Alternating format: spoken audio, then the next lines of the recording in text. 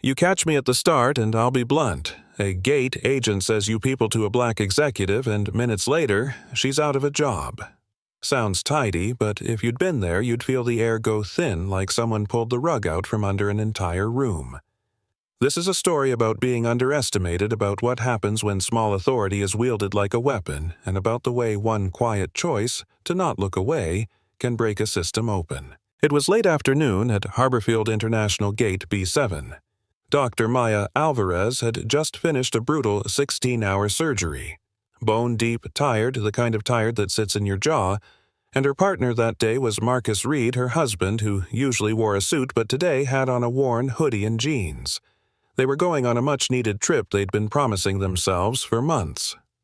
Business-class tickets, but they were carrying their own bags, blending into the river of people as everyone waited for Flight 410 to Clearwater. At the podium, Claire Benson was having a terrible day.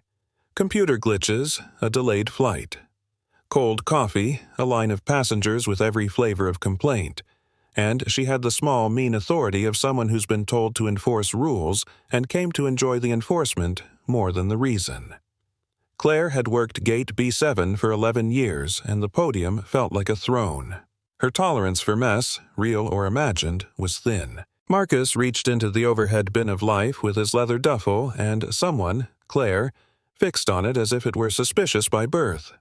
The bag was soft-sided, perfectly legal, the sort of bag frequent travelers prefer because it compresses when needed. Marcus slid it into the sizing frame. It fit. There was room to spare. You could see the metal breathe around the bag, and nothing dramatic happened. But Claire had already decided how this scene would go. "Sir, you in the black hoodie with that bag," she said loud enough for half the gate to turn. It was one of those lines that makes the entire room tilt toward attention. Marcus, calm and quiet, looked up.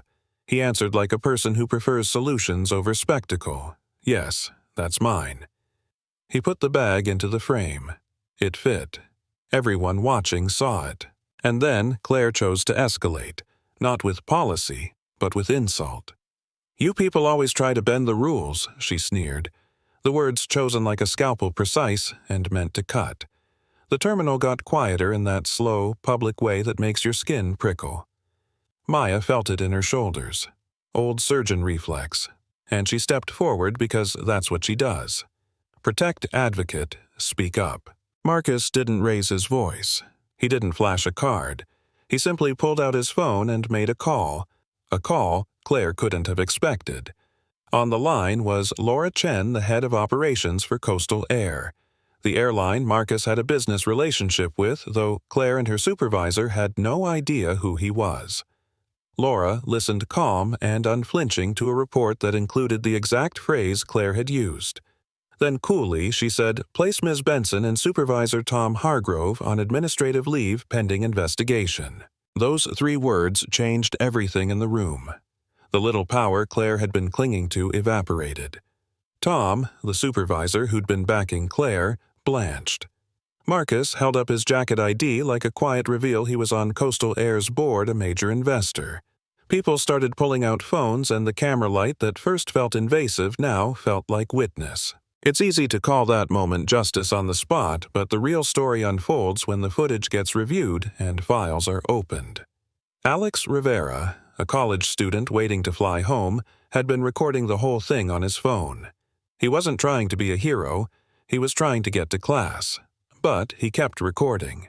His clip, combined with statements from other passengers who'd felt ashamed or small in the past, revealed something worse than one rude employee.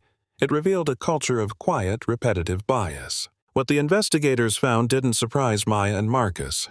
It outraged them.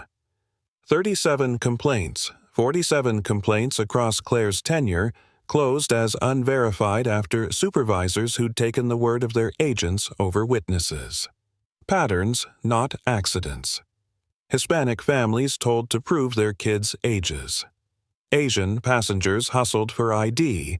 They'd already shown elderly travelers bounced from one desk to another, and closed files that left no one accountable. The system for handling discrimination had been a sieve. Laura Chen didn't sweep it under. She pushed for audit after audit for witness interviews for reviewing security tapes frame by frame. That pressure sparked a structural change. Coastal Air rolled out what came to be called the Reed Protocol, a set of concrete steps to prevent, report, and remediate bias in every customer-facing role. Independent complaint review boards, mandatory bias training tailored to gate work, protected whistleblower channels, and a traveler's legal fund to help passengers who'd been harmed. They didn't stop at firing 2 people. They tore out the scaffolding that had let this behavior stand. That second act, the rebuilding, is the one people forget when they tell the story fast. You hear about the immediate firing, the viral clip, the public shaming, and then the headlines move on. But change needs follow-through retraining for some, termination for others, promotion for those who stepped up and treated travelers with humanity. The Reed Protocol meant a different checklist at roll call. Not who's the toughest, but who can solve problems with patience. 6 months later, Gate B7 looked the same to a stranger. Same signage, same seats, same stream of suitcases. But the energy was different. The new lead, Sofia Mendez, greeted an elderly man with patience, called the ramp for assistance without snark, and made space for a mother juggling twins.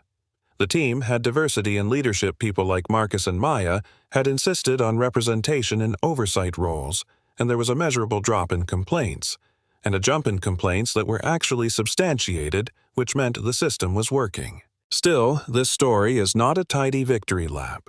There are honest critiques here. Some will say Marcus used his influence to make the fix. And he did. That's true. He also could have stayed silent. He could have flown away and let the record show another passenger who'd been pushed aside. Power's messy. Sometimes it's exactly what makes reform possible. The debate matters: is wielding influence to correct injustice fair, or does it create a double standard? I think both questions deserve answers, and they deserve heat in the comments. What made the biggest difference wasn't only Marcus's call or Laura's quick action, it was the witnesses. Alex, filming passengers speaking up, the woman who clapped when the pair got their boarding call back. Small acts that stacked into accountability. That's the most cinematic part of this. Not a hero's single swing, but people choosing to interrupt the normal flow of bystander silence. It's the reason the Reed Protocol could be built, because evidence existed and people were willing to put their names on it. Fast forward 3 years, and the terminal was quieter in a better way. Respectful, professional, and yes, more boring in the best sense. Coastal Air's passenger satisfaction scores improved. The Travelers Respect Fund, a nonprofit Marcus helped seed, was offering legal aid to people with proven cases of discrimination, and senators were talking about standardized bias training for airlines. The case was studied in business schools as an example of how an organizational culture can be changed when leadership risks transparency. But the story also leaves room for discomfort. Claire Benson ended up working in a small regional operation, constrained in supervision, doing community service and court-ordered training. Tom Hargrove faced administrative penalties.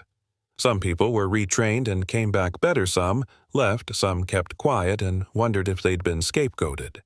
That turbulence is normal. Reform shakes up power structures and people resist. So, where do you stand?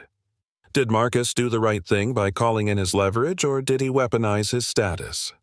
Was firing Claire and Tom the only way to send a message, or could restorative justice have worked? Have you ever been at an airport or in a store and felt like you were being sized up for reasons you couldn't control? Tell me about it. If this connected with you, hit like, subscribe, and, most importantly, comment. Share whether you think public accountability like this is justice or spectacle.